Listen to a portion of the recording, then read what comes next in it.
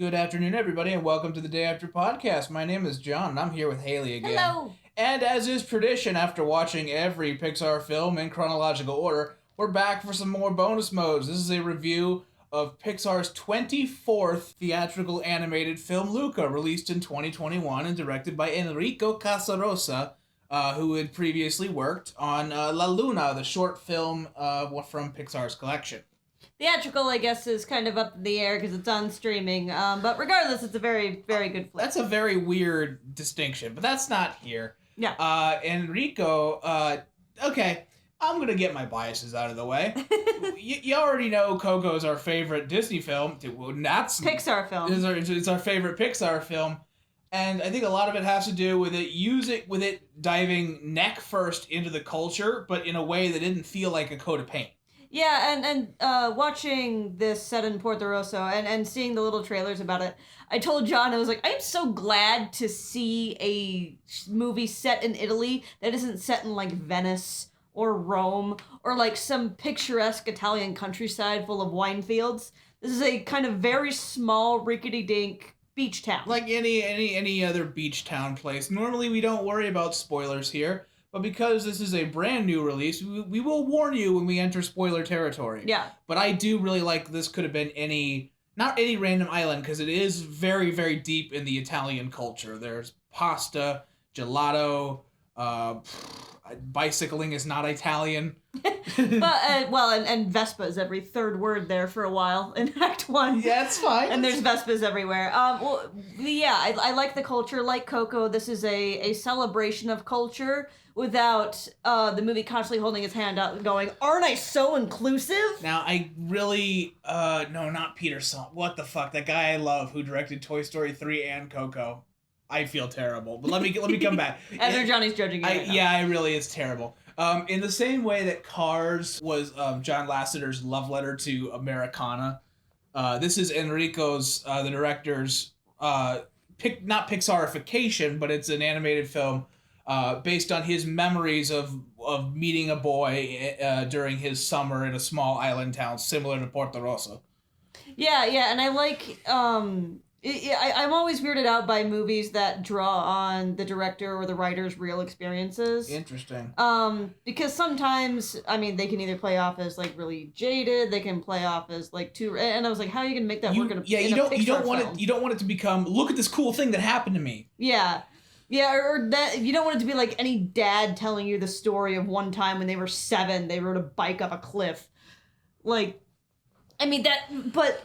There's some really, really neat things going on here. There's some very Pixar things going on here. It looks gorgeous. If you've seen the trailers, I can definitely say I was a little worried about the animation style. I thought it was gonna look really Wallace and Gromity. Thank you for saying that. Like, you said claymation the first time, but I was definitely getting Wallace and Gromit vibes, particularly from the bad guy. Yeah, they're one of the pinnacle.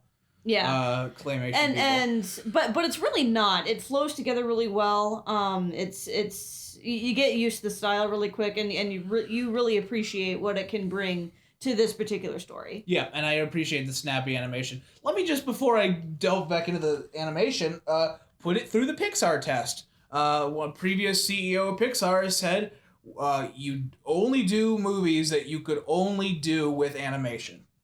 Yeah, the more, I think the central mechanic seems like a dirty word. Like, that's a game or something. I'm really glad this wasn't just a kid's version of Shape of Water. Which Okay. would have been really weird. Babe, you haven't watched Shape of Water, have you? No, I know what it's about. I know, but, like, you gave me a Charlie's Angels moment there. And one thing I really want to praise, before we get into spoiler territory, one thing I really, really want to praise this movie for is this movie... It's not, like, sometimes Pixar can get a little high concept for me because I'm not a huge fan of high concept in general. See Inside Out. Yeah. So this movie is not like Inside Out, or so it's a very nice. I would describe its tone more like Up. It's a very nice, simple, see what you get story that has a deeper meaning if you want to dig into it, but it's not begging you to search for its coding or for its deeper message. See, it's just a very nice kids movie. You see, in terms of complexity, I don't know if what I have is a disagreement, but we'll get into that once spoilers begin, because I have weird thoughts, because non-spoiler reviews that I read, and I only read the blurbs of reviews. Right.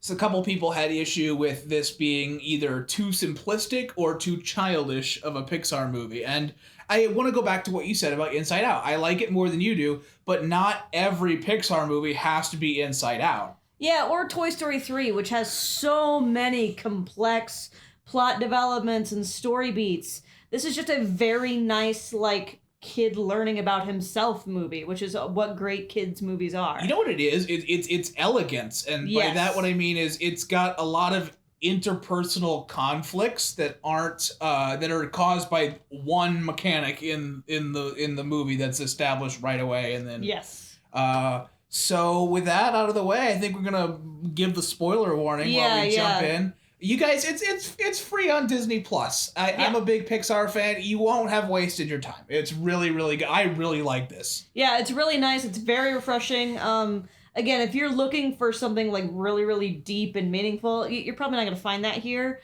But this is just so beautifully told and elegant. It's just a very nice time. I like that a lot. Okay, spoiler town. Spoiler, here we go. We both go silent.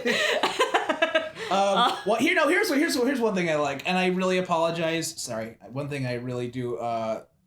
Did you have something? I have something to say, but you were in the middle of a thing. Okay. You go. Okay. So I was so scared. Number one, this is going to be The Little Mermaid. I am so fucking sick of kids fighting with your parents and trying to establish independence. I'm so sick of that storyline. And then the kid finds out, oh, mom and dad were right all along and world is scary. This is not that. I really like that. I really like how the plot line with the parents was handled. I really like that we get Alberto's point of view, and he's like, dude, I've been on you know what I would kill for a set of parents who loves me, for a dad who didn't leave me. I guess that, it's like we have different things, and so we want different things. And that plot line has been so ham-fisted and so overdone. I'm really, really glad to see that, like, no, Luca needs to learn how to go out on his own, and he does that, and he's extremely happy, and his parents support that. Yeah, I love that. That's hardly ever done. If anything, like, and I'm not asking you to make any judgments when I compare this to Coco, but with Coco, his conflict with his parents, like, it's like at the head. It's 100% of the conflict. And honestly, I know that Pixar likes to go in that well, and it's good for a lot of emotional depth. I was just, when they didn't, I was like surprised at the B plot of mom and dad looking for their kid but not knowing what he looks like. That actually not floundered, because that implies a failure, but it ended up not impacting the plot quite as much. Yeah, it was not spent too much time over. That was another thing I was afraid of. I was like, oh god, you're gonna way overblow this B plot like you did with Onward. Came in, did a few little funny gags, and did little reminders that they're there, but it only stayed for what it needed to, so I was really proud of that. It's really good. It's a little slow at the beginning, because you're worried that it's going to become that. And when you're confident that it's not, you begin to unwind and really enjoy the truncated cast. There's not a ton of important people in this movie. The cast is actually quite... I remember looking at that cast list, and it really doesn't take you very long to get through it. One thing I was worried about was that this movie is a little slower paced. I remember blinking, and the human stuff happened pretty quick. Like, he was pretty all into, okay, like, I'm gonna follow this kid up onto the surface, we're gonna walk now, and let's go have adventures. That all happened pretty quick. They got the shenanigans regarding learning how to walk and be a person out of the way pretty quick, is what you're saying? Yeah, and they spent their time building Alberto and Luca's relationship, which is where it should have been spent. I like that, yeah. I really like that. We did a little throwaway gags and haha, and we had Luca's personal turmoil, and going back to that parent thing, this movie isn't about Luca overcoming his parents and his parents' fears. We don't even know why they're afraid to go on the surface. They just know that, like, hey, that's a thing we don't know. Let's stay away from it. I think go ahead. But this is Luca kind of overcoming his own fear. He's this really kind of mousy, jittery, unsure kid who's trying so hard to be good. He's so afraid to, like, embrace himself. And when he comes up to the surface and he starts living on his own power, he really discovers himself, which is ballsy to do in a kid's movie. Yeah. I want to touch base again, because let me we blew past it too. We did a flyby, so I wasn't sure whether I disagreed with you really. When you said that Inside Out's extremely high concept and those complex ideas, even though you shove them into a high concept, easy to translate box, it still is. Sometimes you don't want that really experimental idea or that's experimental storytelling. So I do like this is down to earth, while still having the central mechanic of, you can swap between sea monster and human depending on your Ranma 1/2 levels. But what I appreciated that is that they got so many different relationships out of that, not confusion, but about trying to keep that secret. And it's not that the point of the story is whether or not we get found out. It's that how does that change our relationship between our characters. And I think that when the characters meet up, and there's one particular Nexus scene where the three of them meet at the shoreline, that I feel really told you that this movie wasn't fucking around. Like, it's not Toy Story 2 and 3 fucking around, but it's still, it's much more deep than I was hoping for it to get. So just to clarify, you were talking about when Alberto shows the girl that he's a sea monster, and Luca won't reveal himself. Throwing him under the bus in exchange for being able to still be up here. Yeah. That was for the most of the movie where you're just kind of like, oh, the standard kids movie shit. That hits hard because you're not. I mean, let's be kind of cynical here. When as soon as Alberto says, my dad taught me about this, I'm like, that's a plot point down there. Yeah, yep. That doesn't mean that it's not going to be impactful later. Yeah. The movie's not trying to pull a gotcha. This movie is not a gotcha movie. It's a gotcha movie. It's a gotcha for humor beats, for funny moments. Yes. Here, one thing that I was gonna talk to you about before the podcast, but I want your live reaction on it. Okay. Like 5 minutes after they were on land, mm-hmm. I thought to myself, oh god, I hope I didn't just guess the twist ending. Oh. And I'm not. There is no twist ending here, guys. I'm just stating, but you're in spoiler territory. That they were going to meet somebody that was actually the human counterpart of somebody that they met in the ocean. Yeah. And then when that didn't pan out because their parents turned into humans, then I was like, oh, maybe the one-armed Julia's dad is going to be his biological dad. But then actually, the fact that he's not and they still form a father-son bond, I find that way more rewarding than a twist ending. Yeah. Julia and Alberto being brother and sister connected to that dad, I might have shut the movie off. That would have been absolute bullshit. I might have Star Wars'd it up. I don't know what that means. No, when you find out that Anakin and the girl that he was kissing, I didn't need an explanation. Okay, don't matter. Yeah, I didn't really need that point. But the point is that we knew Alberto did not have a good relationship with his father. We didn't know the details of that, and but that somebody was there to fill a father role. Yes, and that's all you needed. I just knew that this mechanic of changing whether you're a sea monster, I knew that it opened up the possibility of cool little twist endings like that, mm-hmm. and it showed me the power of a twist ending by not giving me one. Yeah, and I think it's just kind of that a lot of movies and shows we've been watching recently have had twist endings, so we've just kind of sat down and expected it. Yeah, and in the mid-2000s, in the last decade and a half, Disney went through a bad period. Yeah, and so maybe this is them kind of growing out of it. Though, again, this feels like a movie that the director really was like his own pet project that he poured love and heart and soul into, that Disney just kind of happened to endorse. Right. And throw money at. This really doesn't seem like a let's spin out another Disney movie to make a profit in the summer. It didn't feel like that. Not that all Disney movies do that. But, yeah. But this definitely didn't feel like... This felt like its own thing, and it stood on its own thing. And I felt the same way about Coco. And I think that says a lot about the directors, but I think it says something about Disney as well, that it's trying to broaden and break barriers like it has in the past. Right. This is not... I don't think I ever before I say this, I don't think I ever went like I wanted to like win points myself by saying, look at how inclusive they are. I don't think I ever did that, but I really do appreciate them going hard in the paint in terms of using a lot of Italian language in this movie. Yes, to the point where like there are probably some double jokes in there that I missed because I don't speak great Italian. Yeah, it was different with Coco because John and I we studied Spanish for 4 years. And I speak quite a bit of Spanish. Yeah, so we kind of knew the little inside joke, the throwaway jokes in Coco. This had a lot of jokes in Italian that I studied Latin, but I didn't really fully appreciate them. I cannot wait for the bilingual bonus and all the stuff I missed. Oh yeah. Yeah.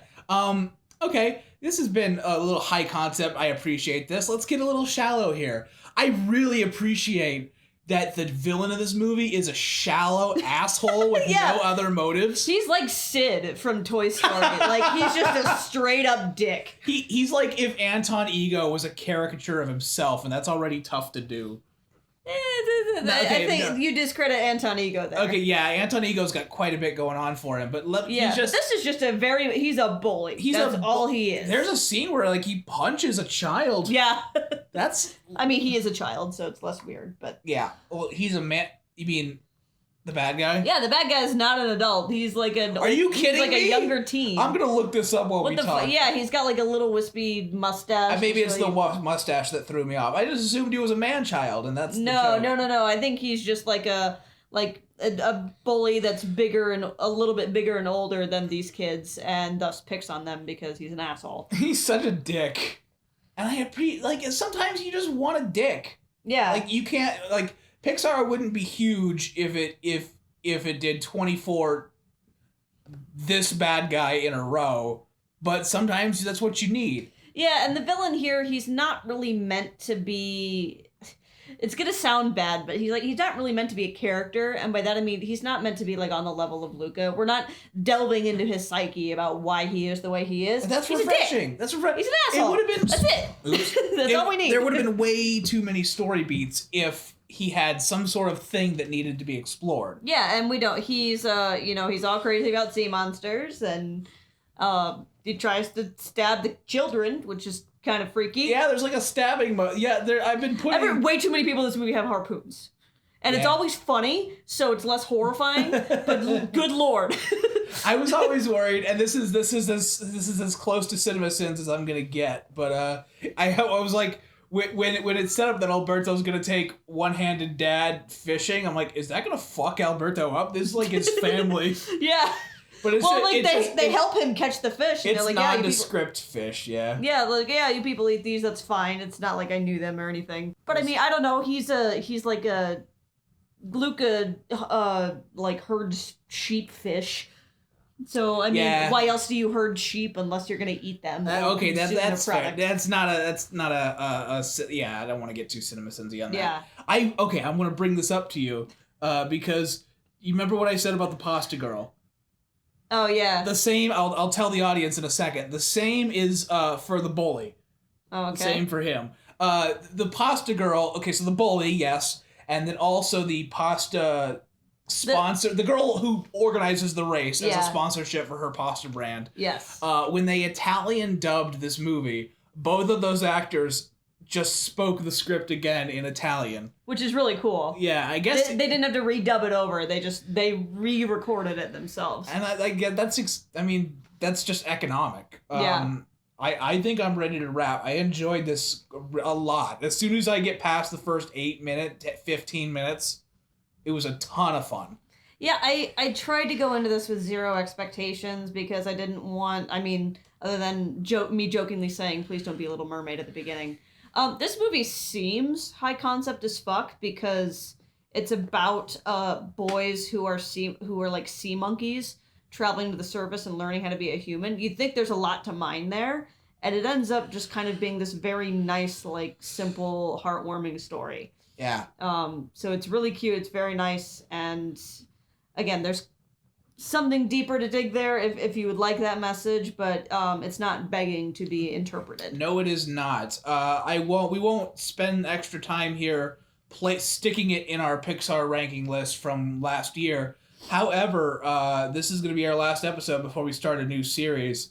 But I, in general, am excited that this is going to be like the Cars, where like I'm not as hard on it as other people were. Yeah. In the Pixar thing, I really really dig this.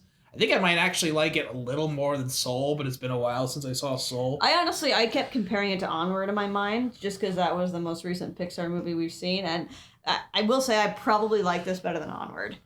It's up there, but that's not a discussion for now. That's for our down the line rewatch. Thank you guys very much for joining us. Sorry we had to wait till Sunday. That's when the show happens. Please join us tomorrow for something else, I promise. Something extremely different. Ciao!